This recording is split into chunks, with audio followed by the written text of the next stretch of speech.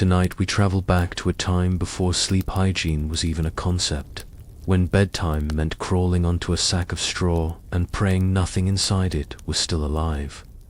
We're heading straight into the Middle Ages, a world of flickering candles, smoky cottages, and some truly strange sleep habits. Forget plush pillows and blackout curtains. You're about to discover what passed for comfort in a world where even the nobles shared their beds, and being well rested meant you weren't trampled by livestock in the night. I'm the candlelight historian, and this is history as it was lived, unforgiving, unfiltered, and brutally real. So, before you get comfortable, take a moment to like the video and subscribe, but only if you really enjoy these videos. And tell me in the comments where you're watching from and what time it is there. It's always fascinating to see the strange little constellation of sleepy people we gather from around the world. Now, relax, take a deep breath, and let's ease into tonight's journey together. Congratulations, you've just woken up in the year 1295. The good news is, you survived the night. The bad news is, so did the lice. The sun isn't up yet, but your body doesn't care. Something stirred you, maybe the damp chill on your feet, or a chicken pecking your elbow. You're not sure. What you are sure of, though, is that your back has developed a new shape overnight. That's the magic of medieval mattresses. A canvas sack stuffed with straw, feathers, moss, or, if you're really unlucky, the local version of hay that comes with its own biodiversity. You try to shift positions. A bad move. The straw underneath you rustles like dried leaves in a windstorm and sends a puff of dust into your nose. You sneeze loudly. A goat grunts in the corner. Someone, you're not even sure who anymore, groans beside you and pulls the only half-decent blanket tighter around themselves, leaving your legs cold. You sigh.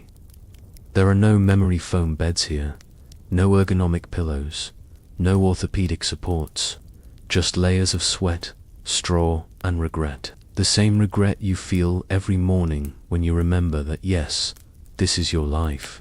The mattress smells like damp fur and cabbage, and it's been that way since you inherited it from your older brother. You'd wash it, but there's no washing machine, or detergent, or time. You slowly open your eyes. The room is still mostly dark, but the early light creeping in through a crooked shutter tells you morning is not far off. There's no alarm clock, but you hear the faint bell from the church tower in the distance. That's the village version of an alarm, and it never hits snooze. The air is icy.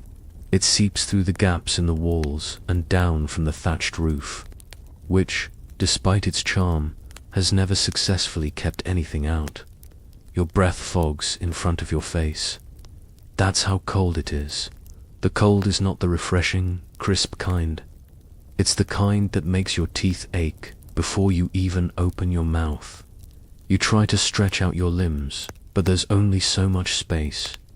Your legs hit something, a sibling, probably, or a sack of onions. Same size, similar smell.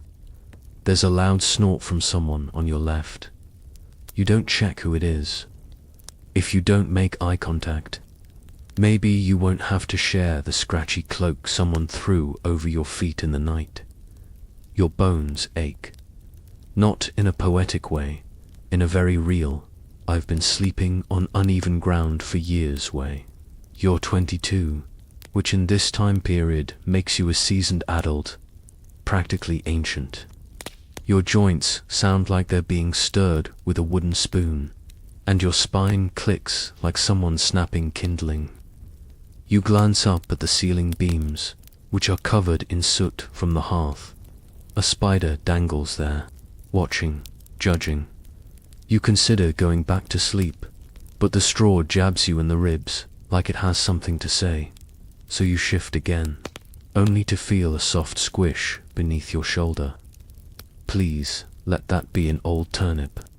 The room, if you can call it that, is one big space, shared by everyone. Your parents, your siblings, the dog, 2 chickens, and maybe an uncle who never officially moved out. Privacy doesn't exist. If you think it does, you're about to be corrected by the scent of someone else's breath a few inches from your face. You miss doors. Doors are nice. Doors are things that close. Here, the only separation between bedroom and kitchen is a change in dirt texture. One end of the room is for sleeping, the other for cooking, and somewhere in between, someone keeps their tools, herbs, and possibly a bucket of eels. The smell is complex. A symphony of stale beer, wet dog, moldy rushes, sweat, old cheese, and damp wood smoke. You've grown used to it, which is worrying. Somewhere in the corner, someone is softly mumbling in their sleep. They're either dreaming or casting a spell. Hard to say in this light. You hear a rustle outside, probably the neighbor's pig, or a thief. But mostly likely, it's the pig again. The pig has zero respect for boundaries. A breeze slips through the cracks in the wall and dances across your bare face. You curl up tighter. The wool blanket barely covers your shoulders and has the comforting weight of a soggy sheep. It's never been washed. No one even knows how to wash wool properly here. You just beat it against a rock and hope it doesn't shrink or come alive. You blink up at the ceiling again. A beam creaks. You pray it stays where it is. Structural integrity in the Middle Ages is more of a guideline than a rule. Last month, the neighbor's roof caved in. They're still sleeping under it because, well, the weather's been dry. As the light outside brightens slightly, so does the noise. You hear someone outside yelling at a donkey. Somewhere, someone is already hammering. The world is waking up, whether you're ready or not. And you're not. But the day has begun. And in the Middle Ages, sleep is never quite enough. You start each morning tired. You end it exhausted. And the hours in between are mostly a test of how long you can go without stepping in something wet. Still, for now, you stay in bed a moment longer, because this is as warm as you're going to be all day. And even though your mattress is uneven and vaguely alive, it's still technically your bed. And that has to count for something. The snoring is what finally pushes you over the edge. It's coming from somewhere to your right, deep, guttural, and impressively rhythmic. You're not sure who it is. Might be your father, might be your cousin, Ulrich, who's been visiting for 6 months.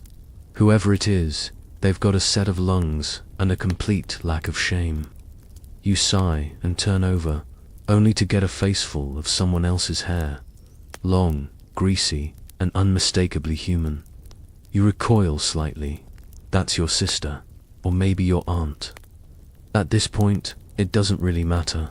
The whole family sleeps in one tangled heap of limbs, snores, and occasionally borrowed body heat. This is the medieval sleepover experience. Except it's not a party. It's every single night. Beds are expensive, which is a problem, because money is also a bit of a myth in your household. So, instead of separate sleeping quarters, or even separate blankets, you all pile into one lumpy straw mattress and hope no one moves too much in their sleep. The warmth is the only real benefit. In winter, body heat is your central heating. It's not cozy though, it's clammy and overcrowded. Someone's elbow is under your neck. Someone else's knee is suspiciously close to your stomach. You're reasonably sure a toddler has wedged themselves into your spine. You've stopped asking questions. Privacy doesn't exist. The idea of your own space hasn't been invented yet. If you want alone time, your best bet is to walk into the forest and pretend you're collecting firewood. Even then, someone will probably follow you just to ask what kind of mushrooms are edible this week. In bed, you can't roll over without getting tangled in someone's nightshirt. Not that many people wear nightshirts. Most sleep in the same clothes they wore during the day. That means the scent is layered, a mix of sweat, onions, wet wool, and something that might be yeast. Everyone stinks together, which is oddly unifying. And then there's the snuggler. There's always one, the person who drapes themselves over everyone else like a human cloak. They never seem to notice. They're always fast asleep while the rest of you lie there, slowly suffocating under their arm or pinned under a surprisingly heavy thigh. Oh, and the blanket situation. There's one, singular, a woolen monstrosity that's never been cleaned, passed down through generations, and might weigh 30 pounds. It traps heat, yes, but also crumbs, insects, and the occasional mouse. It doesn't really cover everyone so much as favor one lucky side of the bed. The rest of you make do with scraps, or your own cloak, or just a firm belief in resilience. As you lie there, shoulders hunched, legs bent, back sore, you become acutely aware of the sounds. The snoring, obviously, but also someone grinding their teeth, another person murmuring in their sleep, a baby whimpering somewhere underfoot. It's a chorus of unconscious noise, and it doesn't stop until someone finally wakes up and makes it worse. And someone does. There's a sudden cough, wet and dramatic, from across the room. A loud fart, then the groan of someone sitting up too quickly and immediately regretting it. It's your uncle. He announces that he thinks his hip's gone again. Nobody answers, mostly because no one wants to talk before sunrise, but also because you've all heard this story before. Still, his movement triggers a chain reaction. Someone shifts. Someone else sits up. A few chickens squawk. A toddler starts crying. And just like that, the bed, once a fortress of still, sticky heat, is chaos. You sit up slowly. Your hair sticks out in all directions. Your eyes are puffy. Your body is doing that thing where it refuses to accept that the night is over. But it is, because someone else decided it is. That's how things work here. You glance over at your father, who is now rubbing his face with both hands like he's trying to forget who he is. He mutters something about chores. Your mother yawns so wide you hear her jaw crack. One of your brothers rolls over and immediately falls back asleep. You hate him a little for that. Your cousin is still snoring, loudly. You briefly consider smothering him with the blanket, but you know it's not worth the effort. Plus, you'd have to share that blanket afterward, and that's just awkward. You swing your legs off the bed. They hit the cold, hard earth floor. There's a wet spot. You hope it's water. You really, really do. Someone stands up and stretches, hitting their head on the low ceiling beam. There's a dull thud, a curse, and then a sigh of resignation. It's a daily ritual. The room begins to stir in full now. The chickens cluck louder. The dog sneezes. A baby begins to wail. And the family, in all its noisy, smelly glory, begins the slow, painful process of getting out of bed and facing the day. And that's when you remember, last night was bath night for your brother, and he still smells, because medieval bathing is more of a suggestion than a routine. He probably just splashed his feet in the rain barrel and called it a day. You look over at the straw mattress. It's lumpy, yellowing, and visibly damp in one corner. You'll return to it again tonight. Maybe in a slightly different position, maybe with a different cousin jammed into your ribs, but it will be the same scratchy, sweaty, overpopulated mess as always. Because in the Middle Ages, sleeping arrangements aren't about comfort. They're about survival and closeness, and desperately clinging to a little warmth in a world that offers very little. You get up, another day begins, and tonight, you'll be right back here, tangled in limbs, snoring relatives, and a blanket older than most buildings.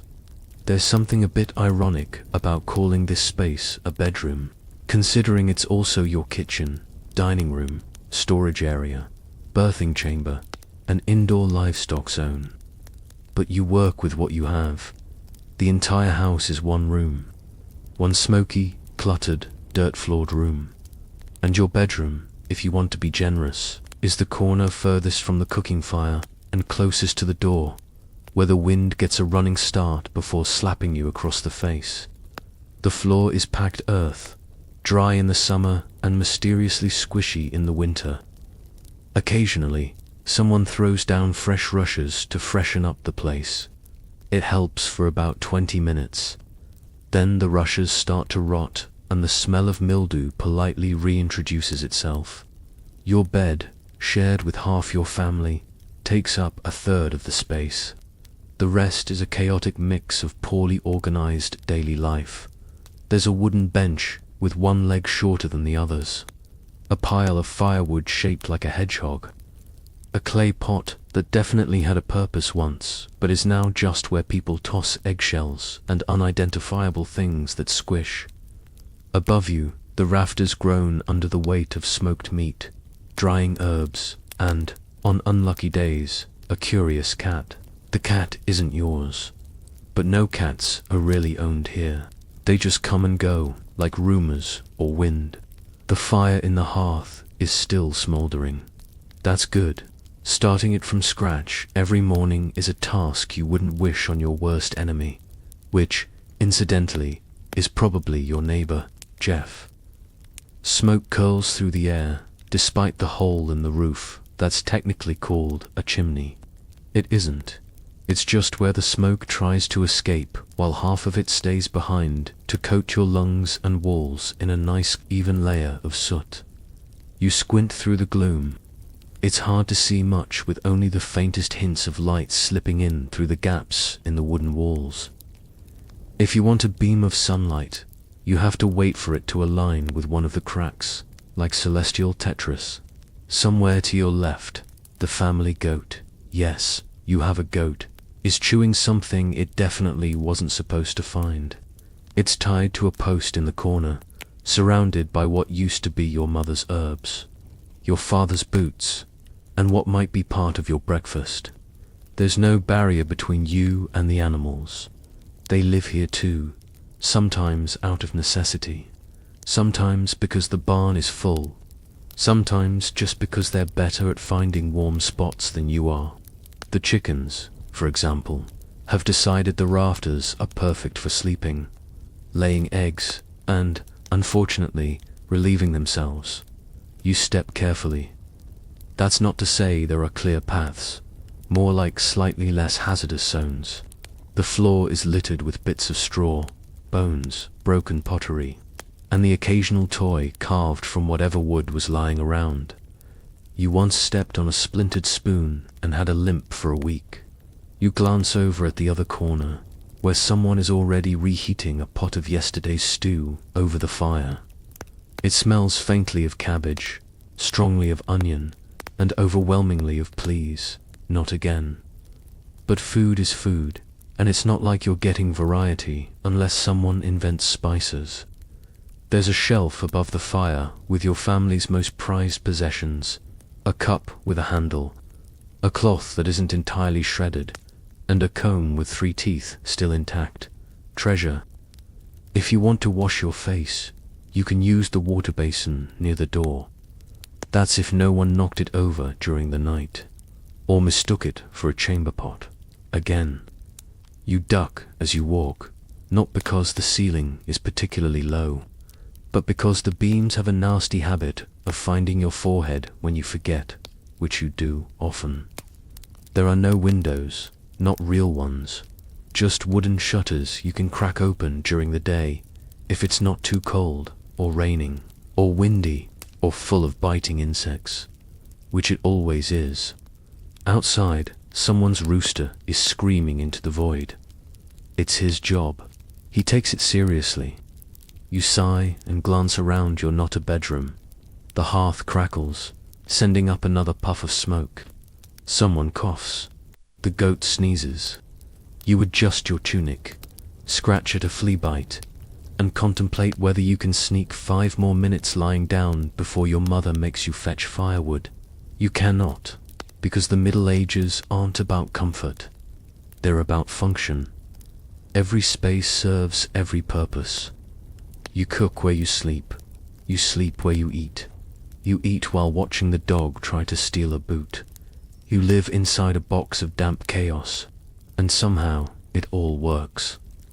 Not well, but enough. There's a kind of routine to it, a shared understanding.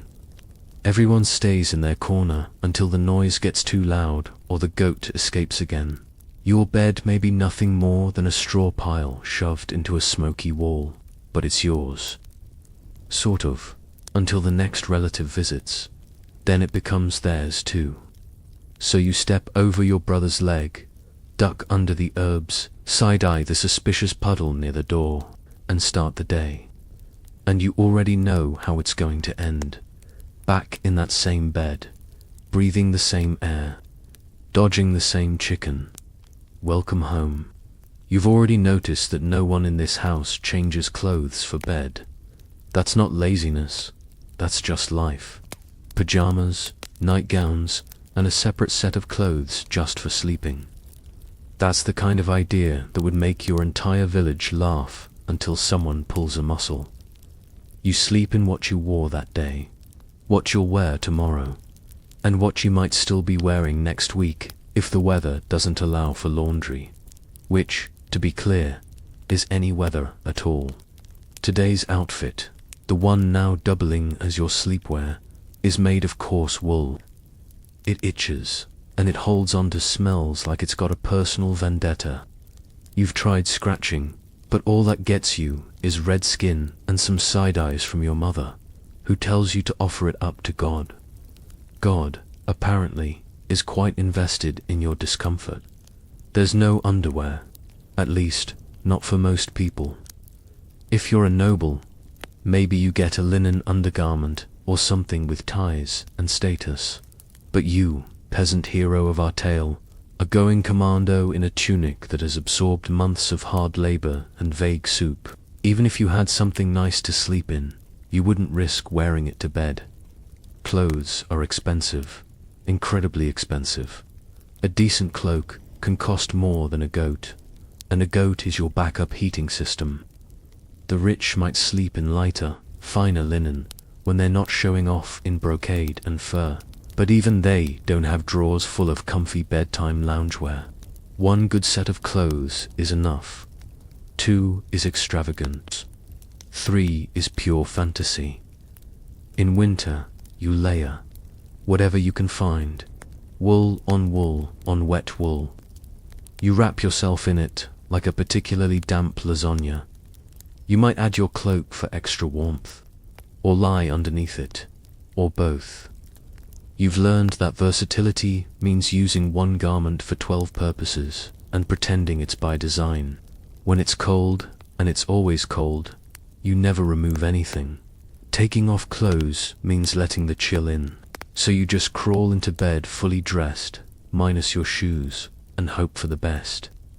You've even gone to sleep wearing a hat and gloves, and once, you think, a borrowed sock that wasn't yours but felt like destiny. As for grooming before bed, well, that's a matter of philosophy. There are no toothbrushes, no floss, no mouthwash. A quick rinse with cold water, if you're lucky. Maybe a cloth rub over your face, if there's any clean cloth left in the house.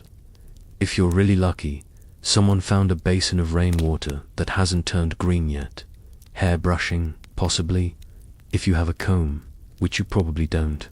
So most people go to bed with their hair in the exact state it was at dinner, windswept, sooty, and occasionally decorated with straw. There's no ritual, no candlelit routines. Your evening routine is more about not stepping in anything unpleasant on your way to the straw pile. And yet, there is something oddly comforting about it. Predictable. You finish your chores. You mumble something about aching feet. You settle into the same lumpy mass of humanity that was there yesterday and will be there tomorrow. Everyone lies down. No one says goodnight, but the fire dies, and the room goes quiet. Well, mostly quiet, except for the soft clucking of the chickens in the rafters, and the goats chewing something suspicious in the corner, and the steady breathing, wheezing, snorting, and occasional sleep-talking from your siblings. But quiet enough. You pull your cloak tighter around you, hoping to trap a little warmth before the night steals it. The wool itches against your skin. Your knees press into a particularly sharp clump of straw. Something brushes your foot, probably a tail. You don't ask questions anymore. There are no sheets, just straw. If you're very lucky, someone scattered herbs into the bedding last week. Dried lavender, maybe, or mint. But it's long faded now. The only real scent is musty warmth, smoke, and a faint hint of goat. You shift your position carefully, trying not to wake the person next to you, though honestly, nothing short of divine intervention would disturb their sleep. Your elbow brushes someone's nose. There's a grunt, then silence. Close call. The fire flickers low, throwing weak shadows against the walls.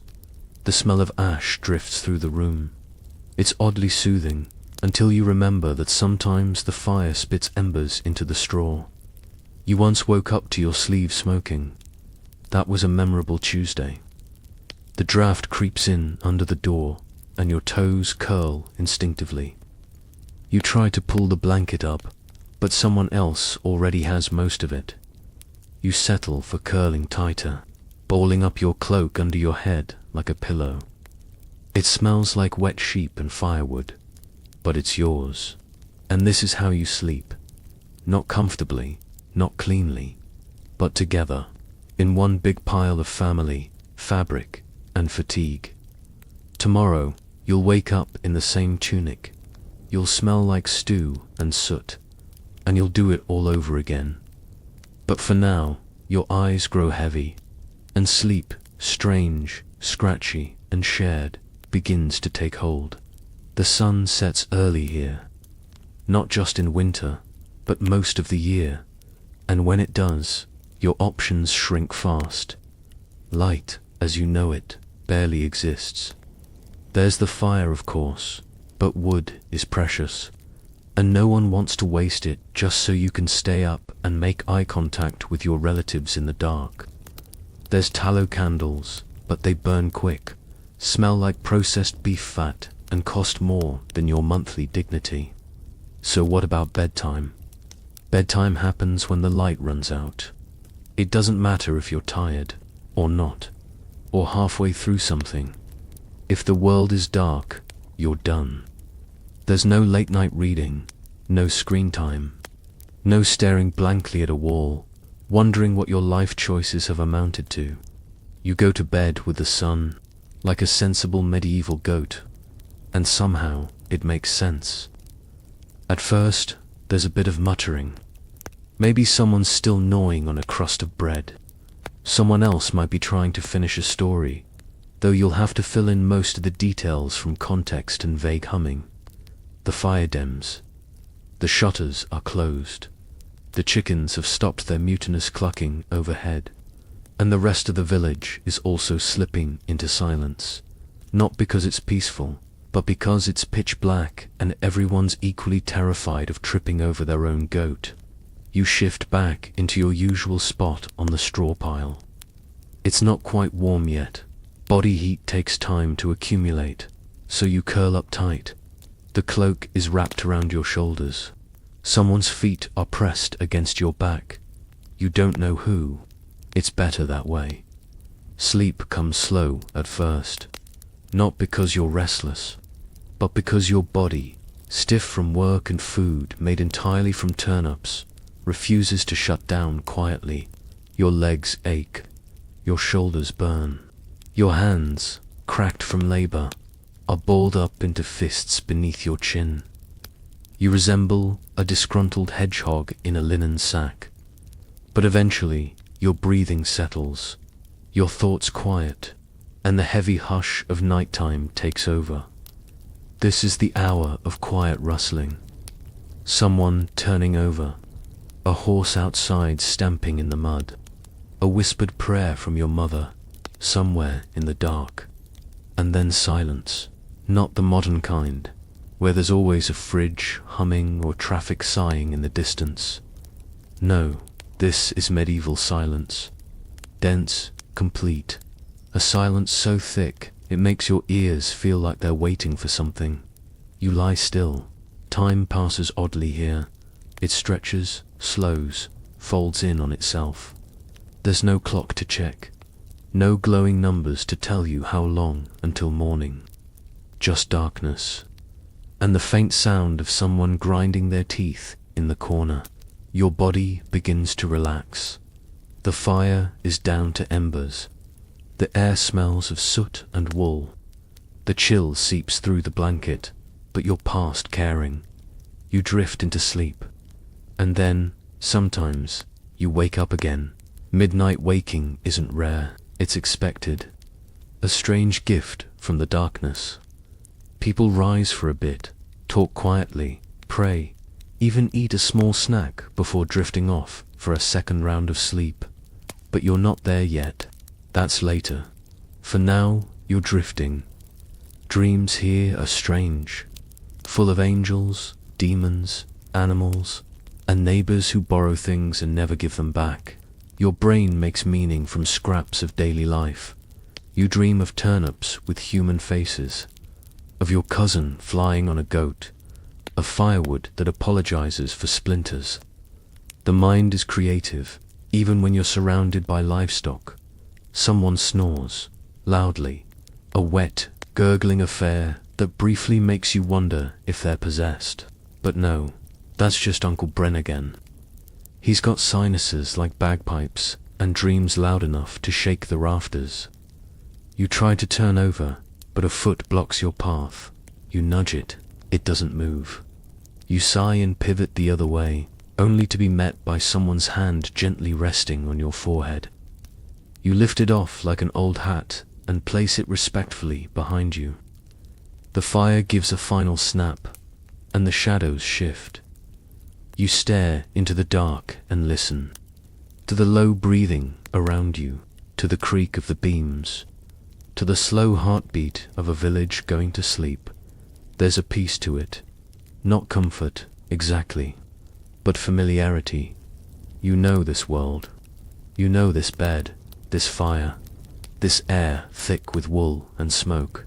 It's not luxury, but it's life, your life, and everyone else's. No one is up late working. No one is binge-watching anything. When the sun leaves, so do you. It's one of the few certainties here. So you surrender to the dark, the stillness, the occasional snores, and the smell of someone's damp sock that's way too close to your nose. Because in the Middle Ages, bedtime isn't a choice. It's a surrender. And tonight, like every night, you give in. You'd think that once everyone's asleep, peace would finally descend like a woolen blanket. It does, for a while. But the quiet never lasts. The night in a medieval house is not silent, it just shifts its soundtrack. Gone are the clanking pots and bickering voices. In their place come new performers, creaking floorboards, scratching under the walls, and the soft, unsettling skitter of tiny feet across the rafters. Rats or squirrels, or something nameless and fast that has adapted very well to sharing space with humans. The straw beneath you rustles periodically, not always because someone is moving. Sometimes it's just movement. Things in the bedding, things that have lived there longer than you have. You don't like to think about it. No one does. That's why you never investigate when something tickles your leg under the blanket. You just shift and pretend it was your imagination, or your brother's toe. That's safer to believe. The scratching comes and goes. You've trained your brain to ignore it. But sometimes, just sometimes, a sudden flurry of motion will make your eyes snap open. Your pulse will jump, and you'll stare into the dark, holding your breath, waiting to hear if whatever it was plans to return. Then there are the itches. You don't remember falling asleep with so many bites, but they're awake now. Flea bites, most likely. Possibly mites. Maybe bedbugs. The hay in your mattress is prime real estate for all of them. It provides warmth, food particles, and an endless buffet of you. You scratch just once, then try to stop, but another spot starts itching, then another, until you're wriggling like a worm in a tunic. Someone next to you mutters in their sleep. Loudly, you can't make out the words, but the tone is familiar, annoyed, complaining. They're probably dreaming about Jeff again. Everyone dreams about Jeff. He's just that kind of person. You try to settle again, curling tighter, pulling your cloak up over your ears. The fire's gone out now, leaving behind only a cold, faintly glowing heap of ash. The air has changed. It's sharper, heavier. You can see your breath again in the little moonlight that sneaks through the shutter cracks. Then come the footsteps, soft, uncertain. You freeze, listening. 1, 2, shuffle, pause. They're coming from the corner near the door. Not heavy, not bold, but definitely there. Your heart beats a little faster. A small part of you wonders if it's a spirit. People talk about those, the wandering dead, the punished souls, the hungry ones. But logic reminds you it's probably just your little cousin, again. Sure enough, a figure moves past your straw bed, heading toward the chamber pot. It's a clumsy journey, complete with muttered apologies and one loud bump into the spinning wheel. You hear the unmistakable splash of nocturnal business, then the slow creak of them returning to the pile. They trip on something, mutter a curse, and finally wedge themselves back into a warm spot beside someone who definitely wasn't expecting company. More rustling, more adjusting. And then, just when things seem to be settling again, the dog starts dreaming. You hear the twitching, then the whimpering, then the kick. Its legs are paddling through a dream field of squirrels or bones or something deeply important. It makes a strangled little bark and jerks awake, confused and staring into the dark like it just heard a tax collector. Eventually, it sighs and flops back down. You, however, are now fully awake again. There's no clock to glare at, no phone to doomscroll on, just the ceiling, the dark, and the chorus of human and animal sleep sounds. Snoring, wheezing, farting, shifting, chewing, chewing. And the occasional muffled scream from someone reliving a bad harvest. You lie there, eyes open, listening, counting breaths, counting snores, wondering if you'll ever fall back asleep. Then, like a spell, your own body begins to sink again. The straw is poking you. Your arm is numb. Someone's breath is hot on your cheek. But the fatigue is stronger than the discomfort. You feel yourself slipping under again. And that's when the rooster crows. You snap awake, disoriented, betrayed. But then silence returns. False alarm. The rooster too has his bad dreams. You make a mental note to have stern words with it tomorrow, or throw a cabbage, whichever's easier. You sigh and adjust your position for the 100th time. Your feet are cold, your neck hurts. There's a suspicious smell coming from the goat again. But this chaotic, itchy, unpredictable symphony of the medieval night is simply how it is. There's no white noise machine, no essential oils, no bedtime podcast hosted by a man named Trevor with a calming voice.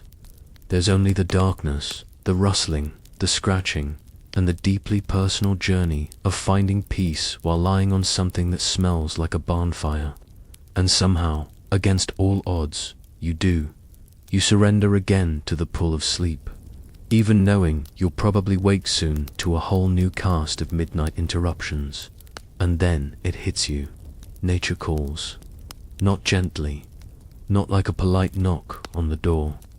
No, it barrels through your abdomen like a warhorse and announces itself with all the subtlety of a trumpet blast.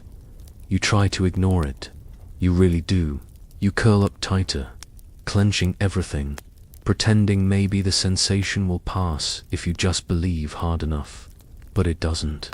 It grows, swells, demands. You sigh. Here we go. Escaping the straw pile isn't easy. Every limb you move risks waking someone, and the floor, always cold, always questionable, is waiting. You slide one foot out and immediately regret it. The chill bites hard, straight through your skin and into your soul. You inch up to your knees, head ducked low to avoid the beam overhead. Someone mumbles behind you. You freeze, hold your breath, wait. They roll over, crisis averted. You tiptoe to the edge of the room, navigating the terrain with the experience of someone who stubbed every single toe in their life. There's the fire pit, cold and dead. There's the stack of baskets. There's the pot. Ah yes, the chamber pot. A marvel of medieval engineering. It's a bucket. Sometimes it has a lid. Sometimes it doesn't. Sometimes it was emptied yesterday. Sometimes not. You lift it carefully, heavy. Someone had a very eventful evening. Squatting is not graceful. It never has been. But doing it in the dark, in a freezing room, with one eye on the goat and the other on the toddler who sometimes sleepwalks, that's a whole new level of awkward survival. You do your business quickly, praying that nothing splashes. The smell hits you like a wet sack. It's worse than usual tonight. You try not to gag. That would wake everyone up. And no one likes the person who causes a midnight gag chain. When you're done, you place the lid back on and try not to think about how close your face got to the edge. One day, when you're rich, or at least moderately less poor, you'll dream of having a proper privy. Maybe one outside, maybe with a door, maybe even with a seat. For now, the bucket will do. You tiptoe back toward the bed, but something crunches underfoot. You freeze. It's dark, but you know the feeling. An eggshell. The chicken's been busy again. You wipe your foot on the edge of a rag and make a mental note to speak with the bird tomorrow. It won't help, but it feels productive. As you crawl back into the heap of warm limbs and scratchy fabric, someone stirs. A voice, groggy. What time is it? You pause. No idea. You whisper back. A grunt, then silence. That's enough of a conversation for one night. You settle in, reclaiming your corner, which has now been overrun by your younger brother. He's sprawled like a smug starfish, limbs everywhere, mouth slightly open. You wedge him over gently and reclaim your spot with the slow, practiced aggression of someone who's done this every night since childhood. The cloak goes back over your shoulders. The wool itches again. Of course it does. But now you're cold. And now you're wide awake. You stare into the dark, trying not to think too much. That's dangerous at night. Too many thoughts creep in. About the pigs you forgot to pen in. About that toothache that's getting worse. About how your sister says she saw a shadow at the edge of the woods. You try counting things. Not sheep, that's a myth. You count firewood. You count potatoes.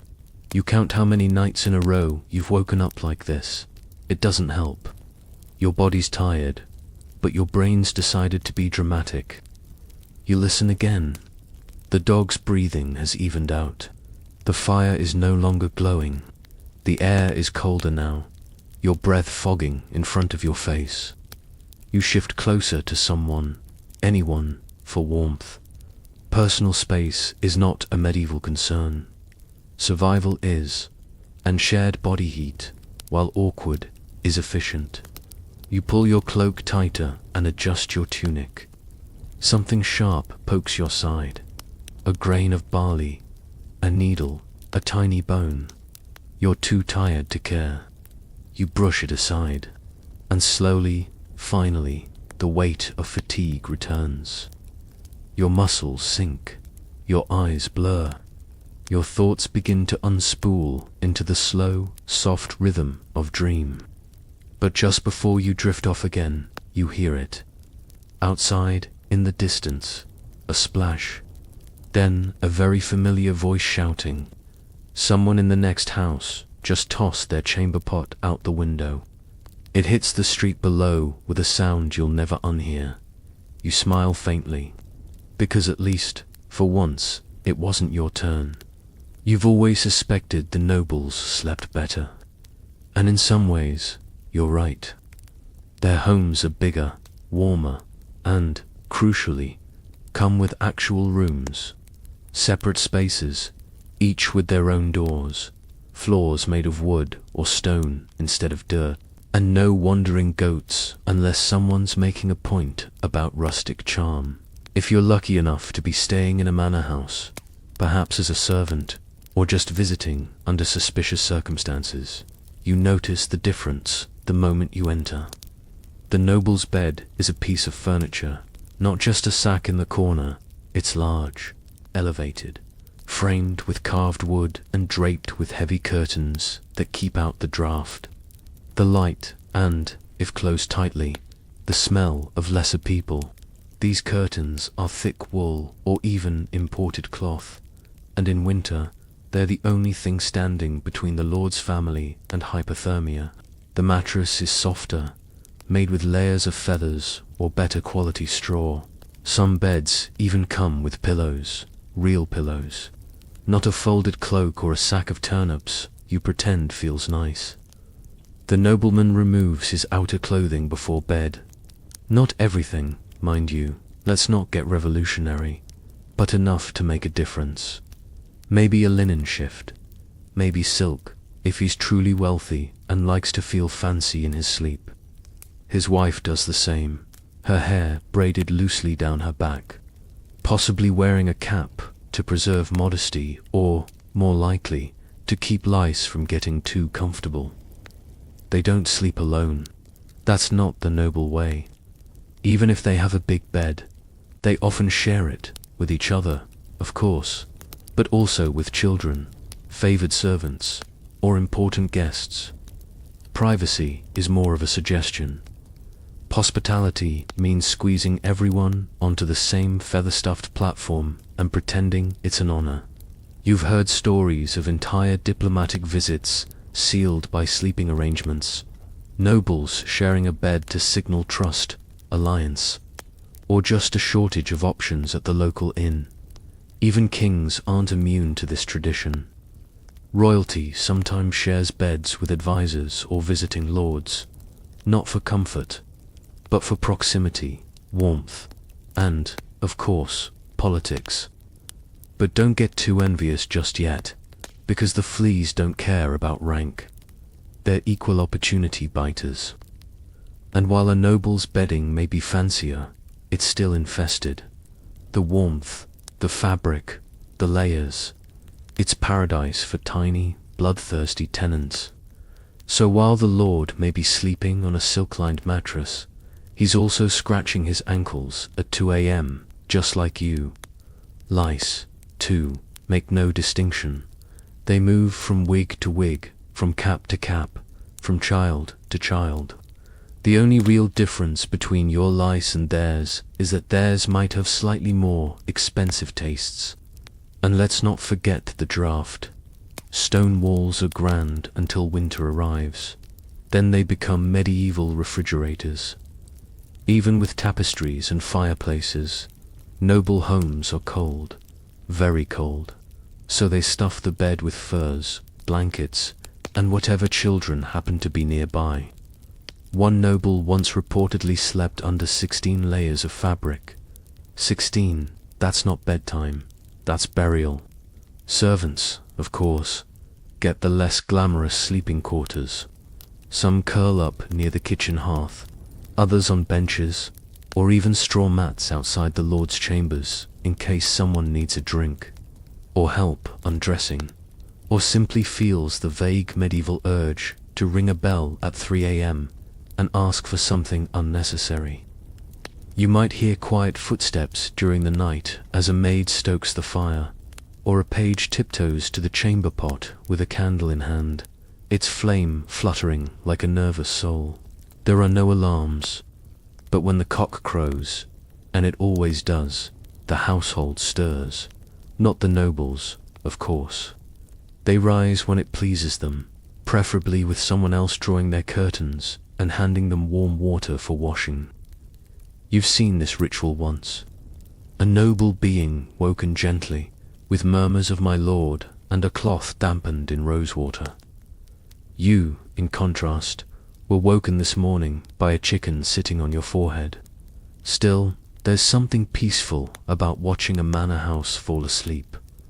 The hearth glows, the corridors darken, voices fade into murmurs, dogs settle at doorways, servants retreat to their corners, and somewhere above it all, behind thick drapes and a carved wooden bed frame, the Lord and Lady dream of power, land, and possibly a better mattress. But again, don't let it bother you too much, because even in all that comfort, they don't sleep perfectly. They worry about taxes, plots, enemies, their reputation, the cost of fabric, whether their heir is an idiot. And if the bishop is still upset about that comment at dinner, they toss, they turn, they wake in the night to scratch and grumble and rearrange the bolsters. So yes, their beds are bigger, their rooms are warmer, their blankets are thicker. But what about sleep? Sleep is just as fragile here. Maybe even more so, because at least when you're tired, it's from work. When they're tired, it's from thinking. And no blanket in the world can fix that. You're not in a manor tonight. You're in a monastery, and sleep here, well, it's different. Not worse, not better, just holier. Or at least, that's the idea. The monks sleep in a dormitory called a dormitorium, a long, echoing hall with stone walls, arched ceilings, and enough draft to refrigerate livestock. The beds are lined up neatly in rows, as though the brothers might be judged on posture even while unconscious. Which, to be fair, they might be. You're given a simple cot, no curtains, no feather mattress, just a wooden frame and a thin straw-filled sack covered in rough linen. The pillow is more of a suggestion than a structure, a cloth bag with barely enough padding to count. There's no blanket, not unless it's winter, and even then it's modest. Comfort is not the point. You're here to live humbly, suffer nobly, and sleep just enough to function without accidentally becoming heretical. You lie on your back, hands folded, trying not to think about your toes. They're cold. Every monk's toes are cold. It's practically a rite of passage, but complaining is frowned upon. So you lie still, staring up at the dark ceiling, surrounded by the soft sighs and shallow breaths of other men trying to do the same. There's no snoring. Not because monks don't snore, they do, with remarkable volume. But here, snoring is seen as weakness, a failure to master the flesh. So everyone makes a valiant, noble effort to be as silent as the saints. It doesn't work, but the guilt alone quiets most of them. You're not allowed to speak, not during the day without purpose, and certainly not during the night. Even whispering is discouraged. This is the great silence, the sacred hush from evening prayer until the first bell before dawn. If you have a question, you ask it with a gesture. If you stub your toe, you do it reverently. If you need the chamber pot, you find it in the dark and try not to kick it over like Brother Alwyn did last week. The chamber pot is shared. It lives near the door and smells like discipline. The dormitorium is always dim, even during the day, but at night it's utterly black, save for a single oil lamp that burns low near the far end. It's not for light, really. It's more of a symbol, a flicker of spiritual awareness, a reminder that God, unlike you, is always awake. You begin to drift off, but not for long, because monks don't get to sleep through the night, not even close. At some ungodly hour, or rather a very godly one, the bell rings. Matins, the night office. You groan internally. Externally, you do nothing, because groaning is prideful. Instead, you sit up slowly as the other monks do the same. Robes rustle. Sandals slap softly against stone. Everyone files out quietly, shoulders hunched, eyes bleary.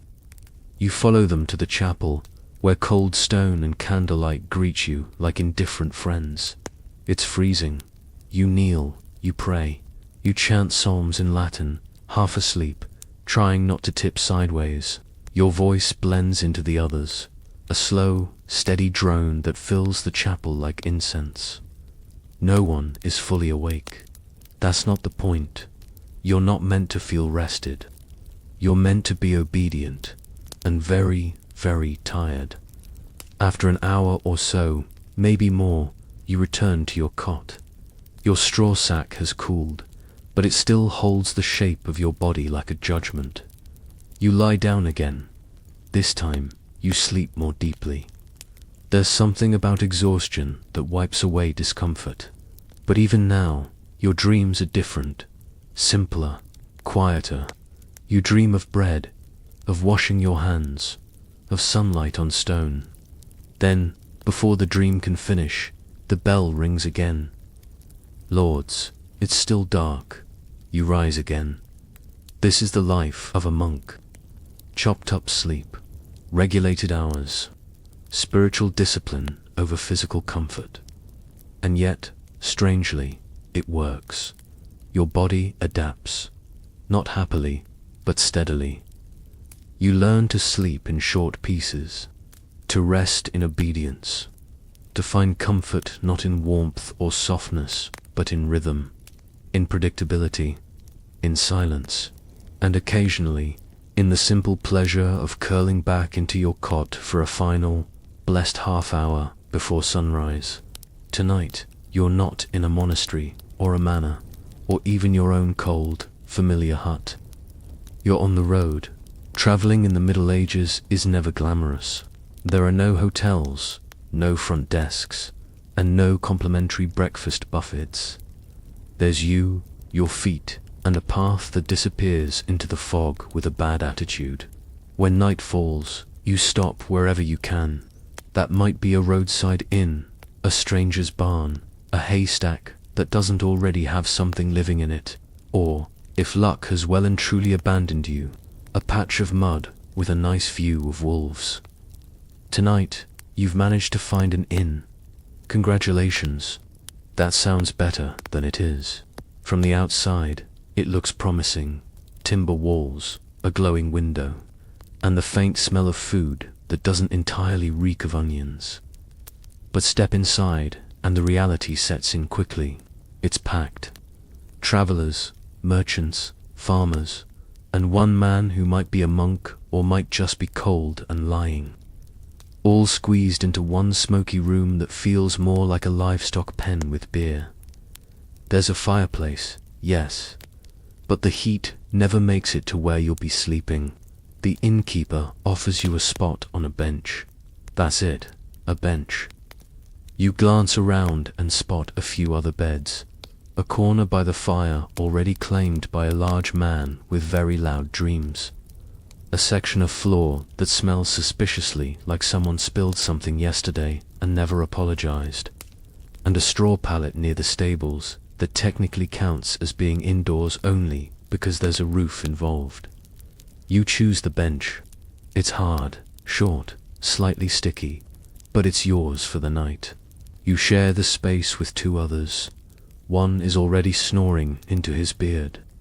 The other keeps muttering something about taxes and has been using his boot as a pillow. You pretend not to notice. There's no privacy here, no curtains, no divisions, just a low murmur of voices, the clink of mugs, and the occasional gust of cold air every time someone opens the door to shout about a missing horse or the state of the moon. You lie down slowly, trying not to bump anyone or knock over your neighbor's sword, which he's tucked under his coat for protection. You don't ask what it's protecting him from. The fewer questions, the better. The bench creaks. You shift. It creaks louder. Someone groans. The fire crackles. It's warmer here than home, if you ignore the smell, which you're trying very hard to do. The scent is layered. Sweat, ale, damp wool, and that strange sour undertone that could be cheese or regret or both. Eventually, the noise dims. Not because people stop talking, but because they've passed out mid-sentence. You hear one final slurred toast to something you can't quite make out. Goats, ghosts, and then, blessedly, silence, except for the snoring. So much snoring, deep, rattling, echoing through the room like a musical saw being dragged across the floor. Someone is grinding their teeth nearby. Another coughs with suspicious regularity. A baby cries briefly in the distance, then is soothed, then cries again just to make sure you're still awake. The bench is cold. Your cloak barely covers your shoulders. You pull it tighter, tucking your hands beneath it and curling your knees up. Not because it's comfortable, but because if you don't, you'll fall off.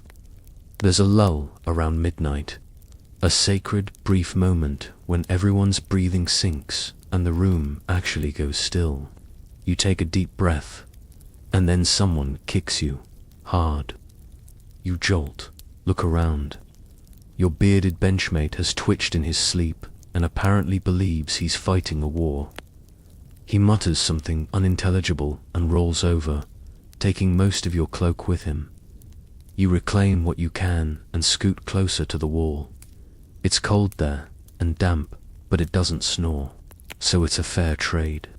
You drift in and out, dreams interrupted by grunts, shuffles, and the deeply unfortunate realization that your boot has become a pillow for the tax mutterer. You let him keep it. He needs it more than you do. The fire dies low. A breeze snakes under the door. You hear a dog barking outside, then howling, and still you manage to sleep. Not deeply, not well, but enough to make the night pass. That's what travel sleep is. Survival sleep, pieced together from stolen warmth and temporary benches. You wake with a stiff neck, an aching back, and a boot missing. But you're alive, and on the road, that's the most you can ask for. There are nights when the air feels a little too still, when you wake, not because of a sound, but because of the absence of one. No breathing, no shifting, just a heavy quiet that presses against your chest like a warning. You open your eyes to darkness, the kind of darkness that feels alive. The fire has long since gone out. The room is motionless, except for the strange sensation that something, somewhere, isn't right. And then you hear it. A slow shuffle across the floor. Not loud, just enough to make the hairs on your arms stand like soldiers. Your heart beats faster. Your breath catches. You strain to see, but the dark here doesn't allow for detail. Just shapes, shadows, possibilities. Then another sound.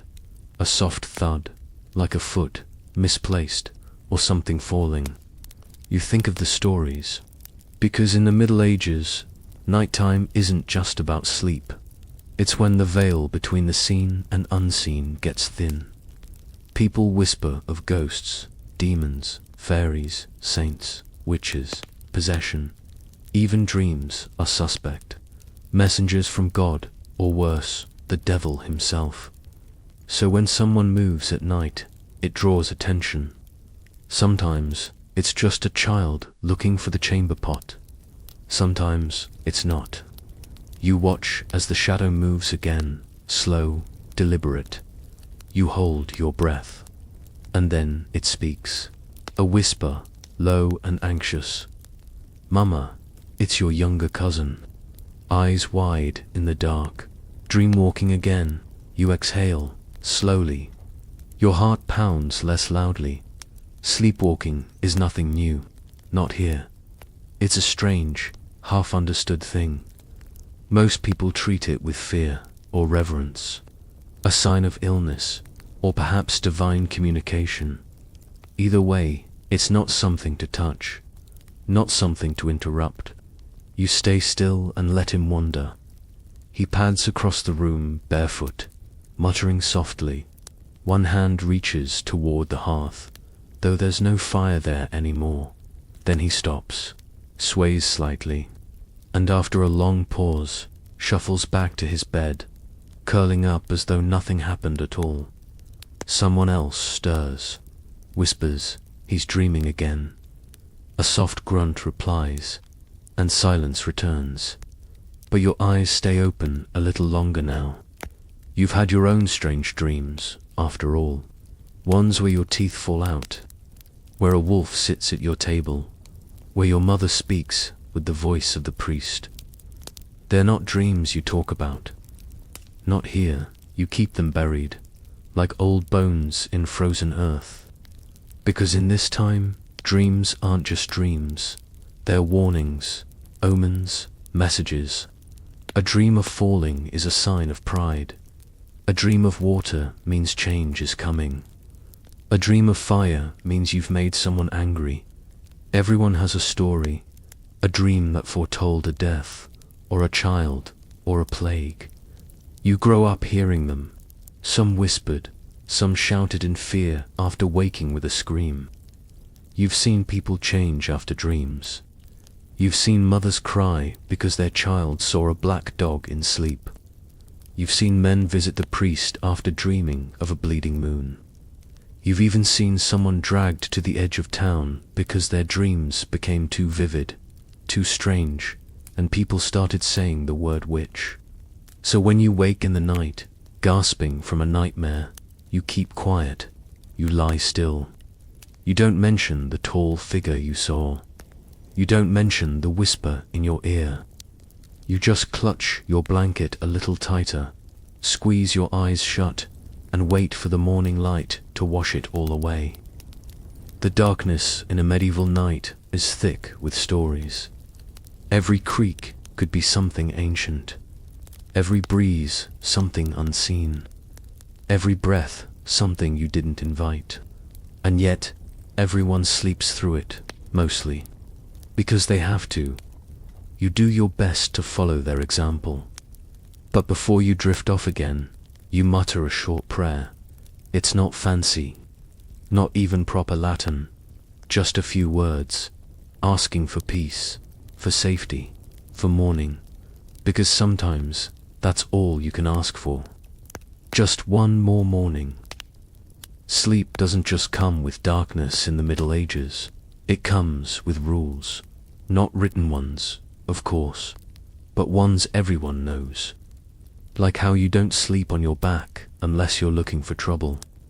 The kind of trouble that slithers into your dreams and sits on your chest while you gasp for air. They call it the night hag, or the demon mare, or simply it. You've heard stories. Everyone has. It always begins the same, lying flat, arms at your sides, when suddenly you can't move, can't scream, can't breathe, and then you see it. A figure, a pressure, a shape that doesn't blink. So you've learned to sleep on your side, just in case. Then there are the animals. A cat sleeping on your bed. Cute, you might think. But no, not here. In some places, that's a bad sign. They say cats carry souls. That they can steal your breath in the night. That they sit on your chest and measure how long you've got left. You've seen someone throw a cat out the door because it sat at the foot of a sick child's bed. Too much symbolism. Too many old wives' tales whispered with the weight of belief. People here don't separate sleep from the soul. They think dreams mean something, that the way you sleep shapes what enters your mind. A restless night means guilt. A deep sleep means purity. Waking in fear means someone's cursed you. And if you talk in your sleep, well, that's practically confession, or a message, or a warning. You once heard a neighbor mutter names in the dark, and by morning those names were being discussed in hushed tones over bread and ale. No one accused him of anything, but the priest came by that evening and blessed the house with a little extra urgency. Even sneezing at night is suspect. If you sneeze 3 times before dawn, it means something's walking over your grave, or that a spirit passed through your dreams and left the door open on its way out. And don't get started on the moon. You never sleep with its light on your face. That's just asking for madness. People turn their pillows, roll to the wall, or even sleep with cloths over their heads, just to keep the moonlight away. They say it pulls at your thoughts, stirs your blood, opens your heart to things that don't belong. So yes, you sleep cautiously. You avoid mirrors, if you have one, which, frankly, you don't. But if you did, you'd cover it at night. Everyone knows reflections can trap souls, or invite them in. Either way, best not to risk it. You place iron near the bed. Maybe a horseshoe, maybe a nail. Not because it's useful, but because iron wards off spirits. That's what your grandmother said. And she lived long enough to complain about it, so she must have been doing something right. If someone dies in the night, the candle must stay lit until sunrise. If someone laughs in their sleep, you get them to the priest by morning. If someone dreams of fire, you don't leave them alone for the rest of the day. These are the rules, unwritten, unquestioned. Every home follows some version of them, even if they pretend not to, because everyone has heard a story. Like the boy who dreamed of wolves and disappeared a week later, or the woman who saw her mother in a dream, even though she'd been dead for 3 winters, or the man who spoke a name in sleep and died before the next moon. You've heard them, you've told them, you've been part of them. So now, when you wake in the dark and feel something heavy in the air, you stay still, you listen. You don't open your eyes too quickly, you don't speak, you wait, because sleep, in this time, is a passage, not a place of rest, a door cracked open. And while most nights are just filled with snores and straw and occasional flatulence, some nights carry weight, meaning, omen. And on those nights, you pull your blanket up to your chin, say a quick, quiet prayer, and hope that whatever's on the other side of the dream doesn't know your name. But not every medieval sleep is haunted or interrupted. Sometimes, if you're lucky, if the sun is warm and the chores are finished, you steal a nap. It's not scheduled. It's not formal. It's simply necessary. Maybe you're a farmer resting against a haystack after the midday meal. Maybe you're a shepherd lying in the grass with your back against a rock, your sheep muttering quietly somewhere in the distance. Or maybe you're you, and you've found the only warm patch of earth in a 10-mile radius, and no one is around to tell you to get up, so you don't. You close your eyes, and the world slows down. It's a different kind of sleep, soft around the edges, short and sweet, the kind of nap that isn't deep enough for dreams, but just long enough to reset your soul. The kind where you wake up with a leaf in your hair and absolutely no idea what year it is. In towns, this is rarer. Too much noise, too much business. But in the countryside, naps are woven into life. Not because anyone says so, but because your body demands it.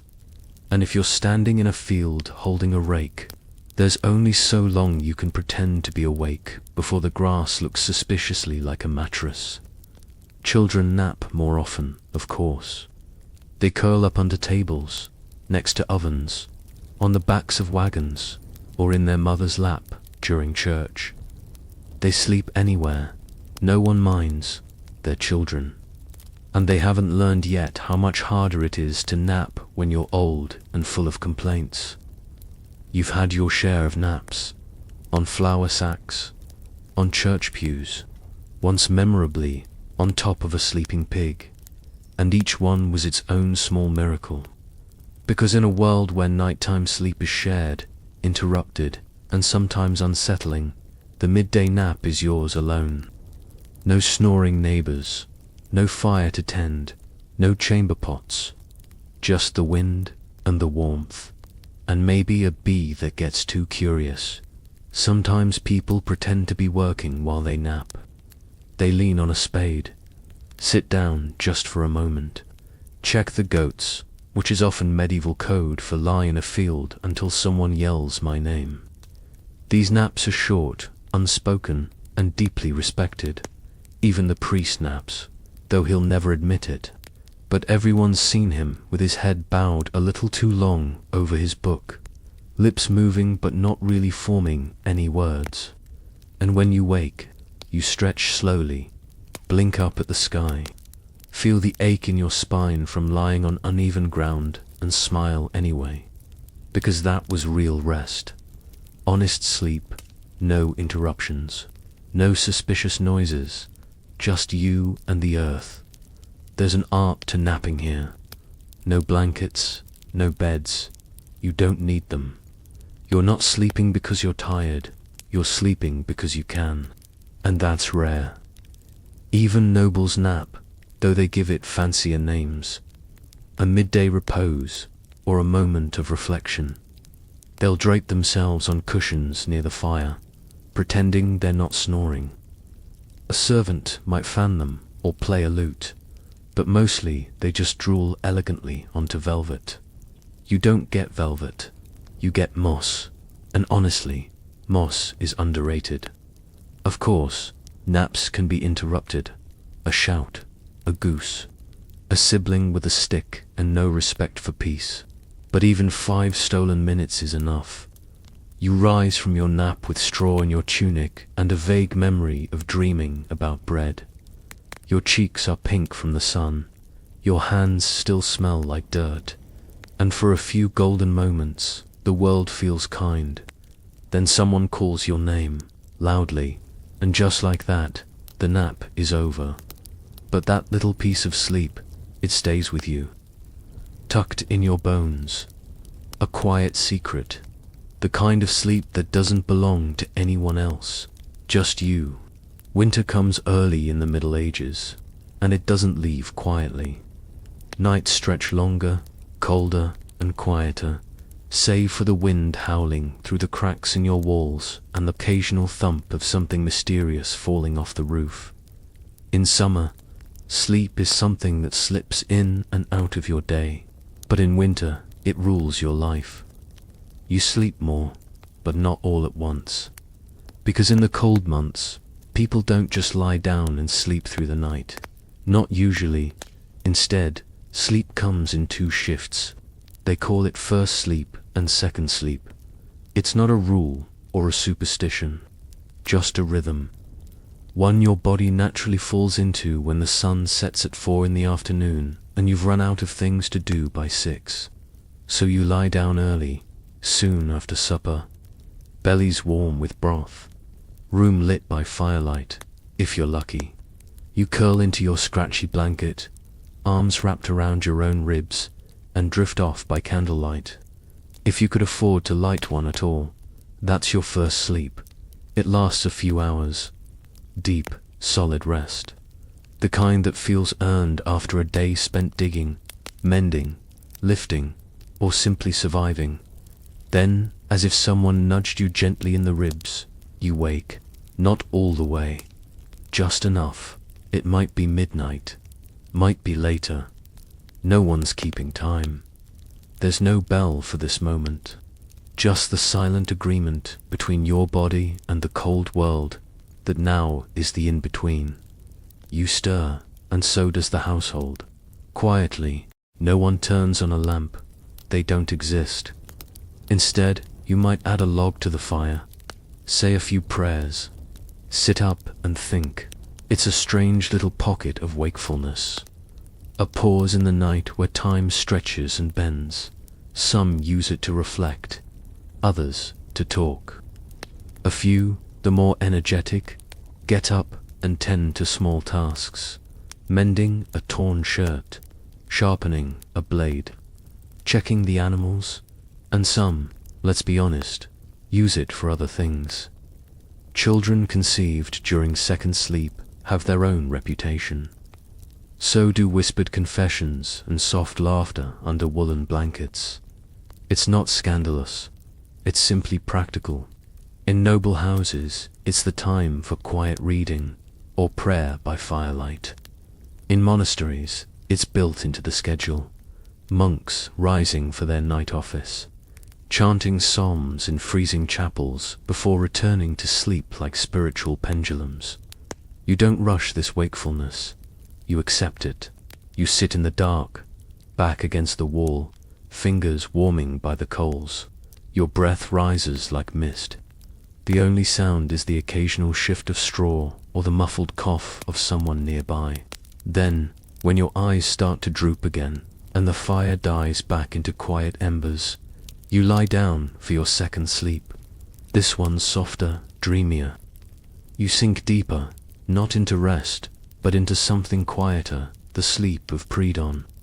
The kind of sleep where your body feels heavier than your blanket. The kind of sleep where the dreams come easier, stranger, and less concerned with logic. You won't wake again until the cock crows, or someone trips over a pot, or both. This pattern isn't broken by wealth or status. The Lord sleeps in shifts. So does the peasant. It's not a problem to be solved. It's just how time flows when darkness fills half the day. Even in cities, where life is noisier, people follow this rhythm. Inns quiet down, torches go out, doors close tight, the streets fall silent, save for the occasional shout from someone who missed their first sleep entirely and now regrets it.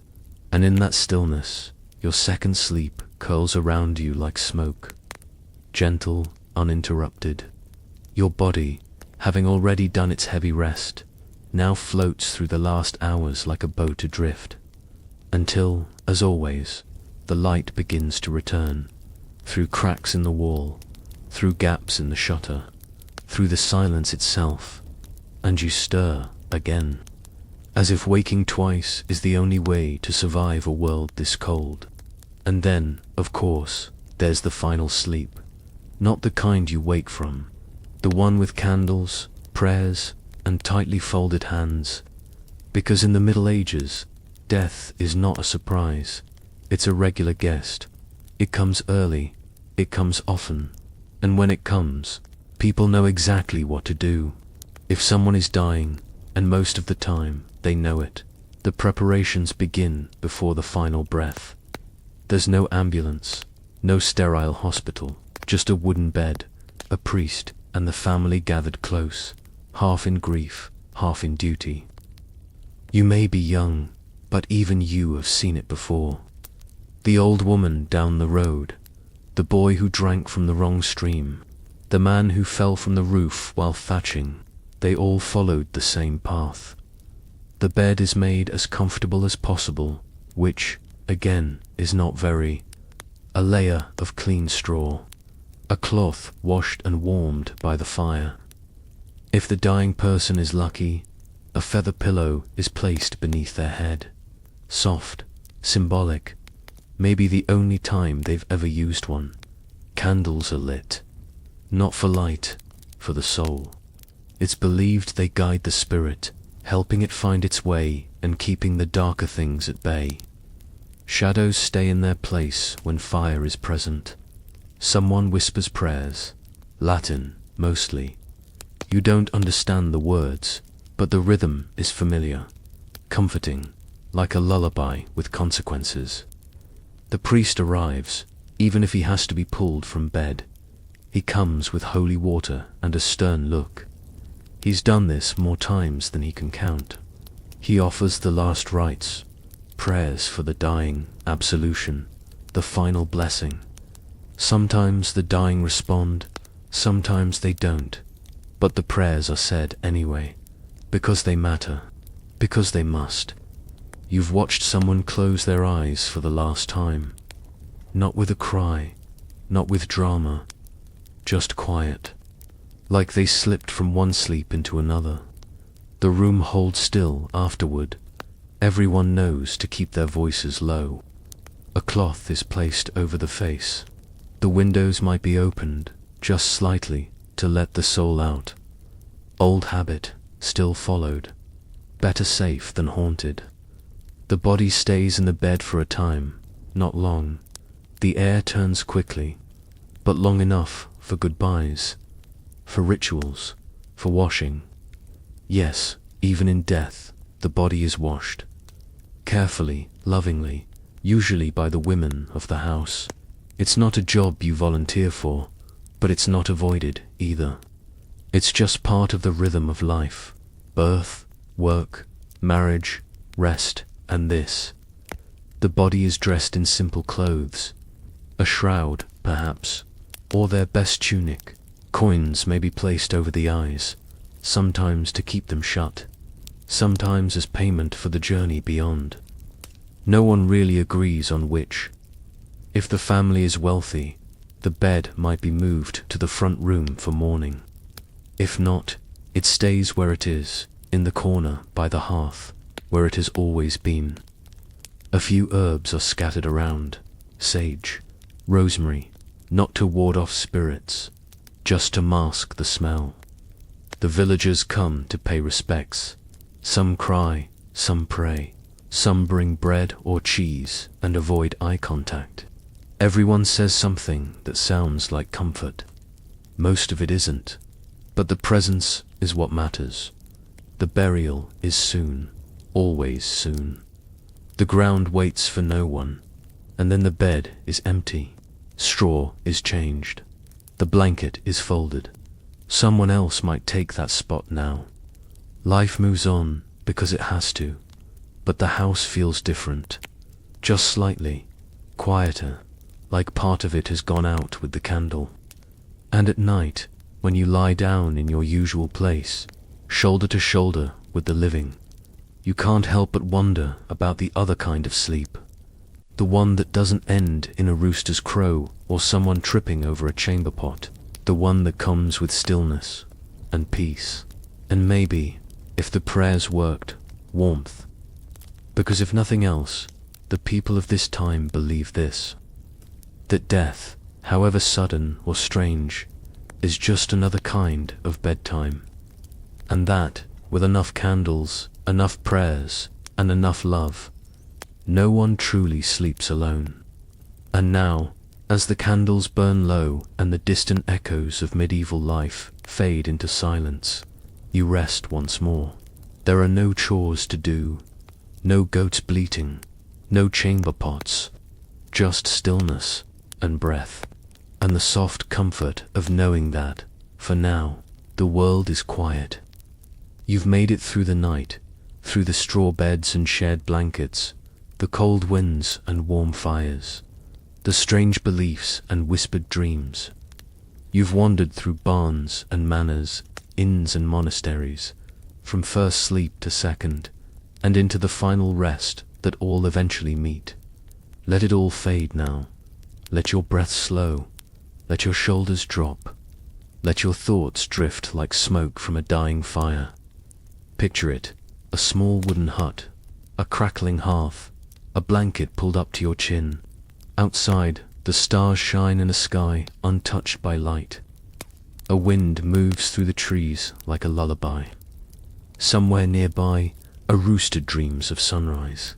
And here you are, safe, wrapped in wool and quiet. There's nothing else to do, no one to impress, no cart to load, no fire to tend, just sleep, long, slow sleep. You've earned it. So close your eyes, sink deep into the straw and shadow, and let the past dissolve into dreams. Sleep well and good night.